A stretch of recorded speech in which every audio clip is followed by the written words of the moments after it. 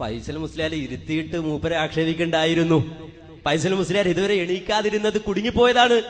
വിഷയം അവതരിപ്പിച്ചപ്പോ തന്നെ മുസ്ലിയാർ കുടുങ്ങിയെന്നാണ്. അപ്പൊ ഇരിക്കുന്നവരൊക്കെ കുടുങ്ങിയിട്ടാ ഇരിക്കുന്നത് എന്നാണ് കഴിഞ്ഞ പ്രാവശ്യം മുസ്ലിയാർ പറഞ്ഞത്. സദസ്സിൽ ഇരുത്തി കൂടുതലുള്ള ആളെ ഇങ്ങനെ വിഷമിപ്പിക്കരുതല്ലോ മുസ്ലിയാരെ. അത് മാത്രല്ല, ഇവിടെ ഒരു സംബന്ധിച്ച മറ്റൊരു യാഥാർത്ഥ്യം അതിന് മുമ്പുണ്ട്.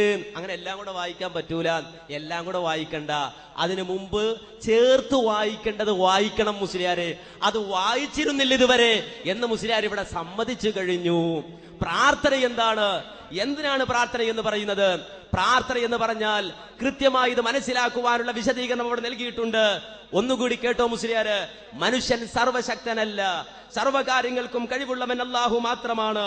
ഒരു കർഷകന് നിലം ഉഴുതുവാനും വിത്ത് വിതക്കുവാനും വളവും വെള്ളവും നൽകുവാനും സാധിക്കുന്നു. എന്നാൽ ആ വിത്ത് മുളപ്പിച്ച് നല്ല വിളവുണ്ടാക്കുന്നത് അവന്റെ കഴിവിൽപ്പെട്ടതല്ല.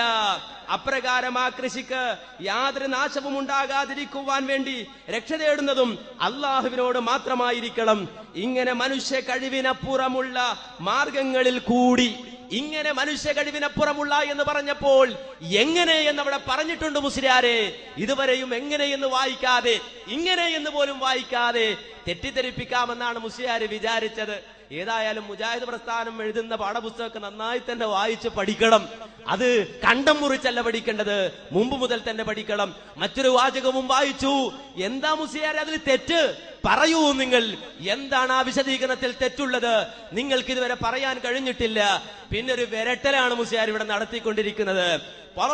നബിയോട് ചോദിക്കാൻ പറയൂ മുസ്ലിയാരെ ഇങ്ങോട്ട്, അപ്പോൾ തരാം മറുപടി, അപ്പോൾ തരാം വിശദീകരണം. അതാണ് ഞങ്ങൾക്ക് ആവശ്യപ്പെടാനുള്ളത്. മുസ്ലിയാർ ഇങ്ങനെ വിരട്ടുകയാണ്. ആ വെരട്ടിഫിക്കേഷൻ ഇവിടെ നടപ്പാവുകയില്ല. ഇത് വാദപ്രതിവാദമാണ് മുസ്ലിയാരെ, ഇത് വാദപ്രതിവാദമാണ്. അതുകൊണ്ട് തെളിവുദ്ധരിക്കൂ, അപ്പോൾ പറയാം. ചോദ്യത്തിലേക്ക് വരാൻ ഇതുവരെയും ഇത്രയും സെഷൻ കഴിഞ്ഞിട്ടും മുസ്ലിയാർ ഇതുവരെയും ധൈര്യം കാണിച്ചിട്ടില്ല. മുജാഹിദുകളുടെ ചോദ്യത്തിന് മറുപടി പറഞ്ഞിട്ടില്ല. എവിടെ പോയി വലിയ വീരത്വം പറയുന്നവരും അതുപോലെ ശൂരത്വം പറയുന്നവരും നാലാളെ കാണുമ്പോ യാക്കൗവിനെ കാണുമ്പോ വെല്ലുവിളിക്കുന്നവരും മുജാഹിദുകളുടെ ചോദ്യത്തിൽ തൊടാൻ ധൈര്യം കാണിക്കാതെ എന്തേ നിങ്ങൾ പിന്മാറുന്നത്? ചോദ്യം ഒന്നുകൂടി ആവർത്തിക്കുന്നു. ചോദ്യവും വിഷയവും തമ്മിലുള്ള ബന്ധം മുസ്ലിയാർ കഴിഞ്ഞ പ്രാവശ്യം തന്നെ ഇവിടെ സംവദിച്ചിട്ടുണ്ട്. അള്ളാഹു കൊടുത്ത കഴിവ് കൊണ്ടല്ല, സ്വയം കഴിവ് കൊണ്ട് സഹായിക്കുമെന്ന വിശ്വാസത്തിലായിരുന്നു മക്കാ മുശ്രിക്കുകൾ അള്ളാഹു അല്ലാത്തവരോട് തേടിയിരുന്നത് എന്ന് ഖുർആൻ കൊണ്ടോ ഹദീസ് കൊണ്ടോ തെളിയിക്കാമോ? ഇത്രയും നേരമായിട്ട് മുസ്ലിയാർ ഉദ്ധരിച്ചിട്ടില്ല, ഇനി ഉദ്ധരിക്കാൻ കഴിയുകയുമില്ല. ഉദ്ധരിച്ചാൽ ഖണ്ഡനം ഒന്നിനു പുറകെ ഒന്നായി വരും എന്ന് മുസ്ലിയാർ മനസ്സിലാക്കുന്നുണ്ട് എന്ന് ഞങ്ങൾക്കറിയാം. പിന്നൊരു ചിരിയും പിന്നൊരു അല്പം അനക്കവും ആട്ടവും ഒക്കെ കൊണ്ട് സമാധാനിക്കാമെന്ന് വിചാരിച്ചാണ് മുസ്ലിയാർ ഇങ്ങോട്ട് പോകുന്നത്. ആ വിചാരവും ആ ചിന്തയും ഒരു ശുഭലക്ഷണമായി ഇവിടെ നിങ്ങൾക്ക് അനുഭവപ്പെടുകയില്ല എന്ന് ഈ സമയത്ത് അതിനെ കുറിച്ച് ഓർമ്മിപ്പിക്കാനുള്ളൂ. അതുകൊണ്ട് കൃത്യമായി ഞങ്ങളുടെ ചോദ്യം, ഒന്നാമത് ഞങ്ങൾ ചോദിച്ച ചോദ്യം ഉത്തരം കിട്ടാതെ അവശേഷിക്കുകയാണ്. കുന്നത്തേരിയിൽ ആ ചോദ്യം അവശേഷിക്കുകയാണ്. അതുകൊണ്ട് മുസ്ലിയാക്കന്മാരെ, ചോദ്യത്തിന് മറുപടി പറയൂ, ചോദ്യത്തിന് മറുപടി പറയൂ. വിരട്ടൽ ഇവിടെ വേണ്ട, വെരിഫിക്കേഷൻ വേണ്ട.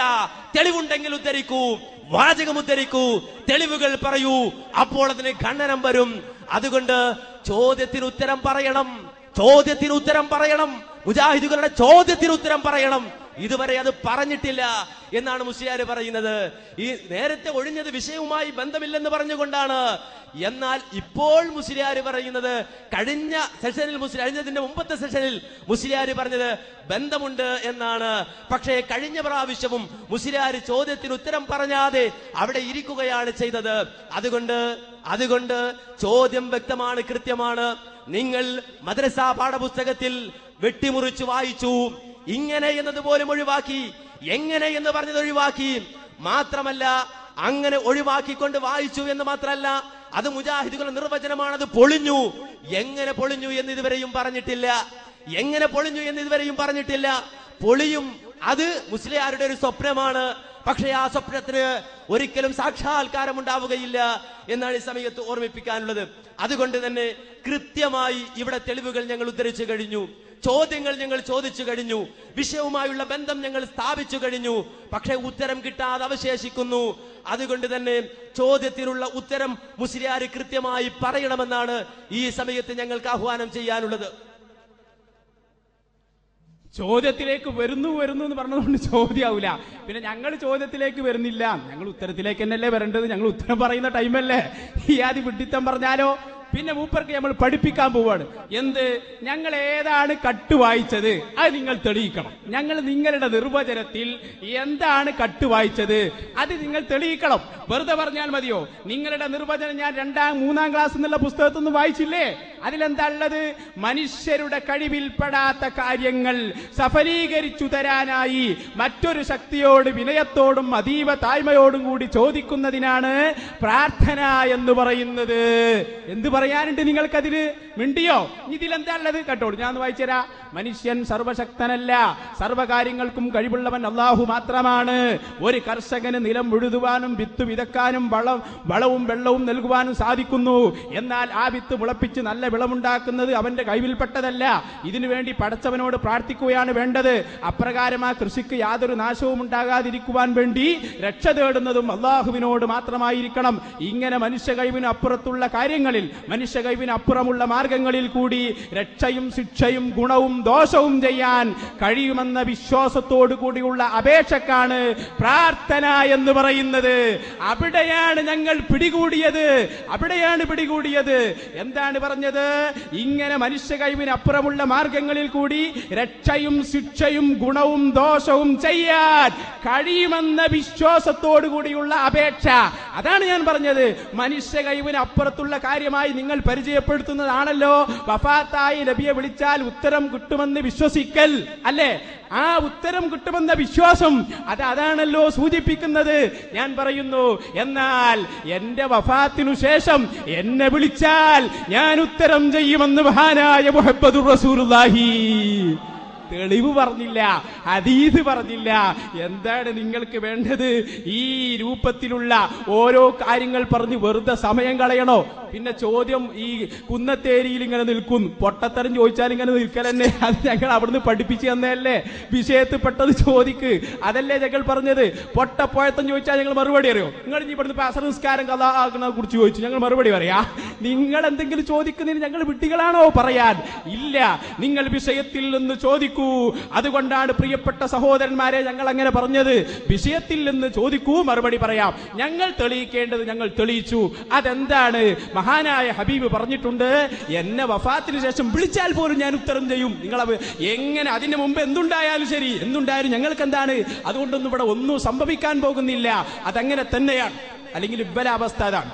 ചോദ്യം ചോദിക്കാൻ ആകെ 2, 3, 4 ചാൻസ് ഉണ്ടാവും. അതിങ്ങനെ അങ്ങ് നഷ്ടപ്പെടും. പണ്ടൊരാൾ ബനൂ ഇസ്രായേലിൽപ്പെട്ട ഒരാളുണ്ടായിരുന്നു. അയാൾക്ക് 3 ദുആക്ക് അല്ലാഹു തആല അവസരം കൊടുത്തു.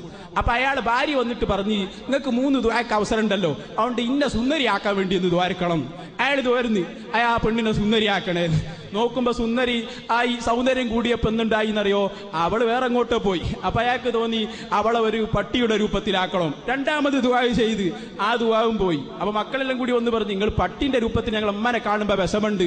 അയാൾ ദ്വാരുന്നു 3ാമത് ആ പെണ്ണിനെ പഴയ രൂപത്തിലേക്ക് തന്നെ ആക്കണേ. 3 ദുആവും പോയി, ഒറ്റ ദുആവും കാര്യത്തിൽ പെട്ടിട്ടില്ല. എന്ന് പറഞ്ഞതുപോലെ നിങ്ങൾക്ക് ഇവിടെ അവസരം തന്നു, നിങ്ങൾ മാന്യമായി ചോദിക്കേണ്ടിയിരുന്നു, ചോദിച്ചില്ല. പിന്നെ മൂപ്പര് പറഞ്ഞു, കഴിഞ്ഞ സെഷനിൽ ഞാൻ പറഞ്ഞു, സെഷൻ 1 ആയിട്ടുള്ളൂ, അക്കം മൗലവിക്ക് മറന്നു പോവാണ്, നിങ്ങളെ പറഞ്ഞിട്ട് കാര്യമില്ല. ബേജാറാവുമ്പോ ഉണ്ടാകുന്ന സ്വഭാവമാണത്. എന്താണ് മൗലവിമാരെ ഇങ്ങനെ പെട്ടുപോയാൽ? പിന്നെ ഞങ്ങൾക്ക് പറയാനുള്ളത് എന്താണെന്നറിയാം നിങ്ങൾക്ക്? നിങ്ങൾ ചോദിക്കൂ. നിങ്ങളുടെ വിഷയാവതരണത്തിൽ പറഞ്ഞ, ഞങ്ങളുടെ വിഷയാവതരണത്തിൽ ഞങ്ങൾ പറഞ്ഞത് ഞങ്ങൾ കൃത്യമായി തെളിയിച്ചു. അതെന്താണെന്നറിയോ നിങ്ങൾ?